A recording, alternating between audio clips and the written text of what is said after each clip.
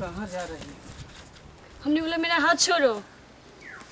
Rocky जिसका हाथ पकड़ लेता है ना, छोड़ता नहीं।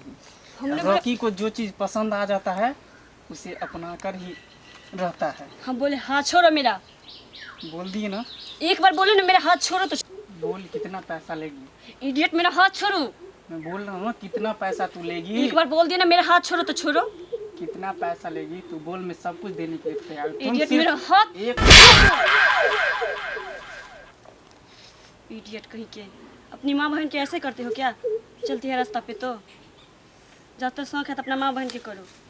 इडियट कहीं के कमीना।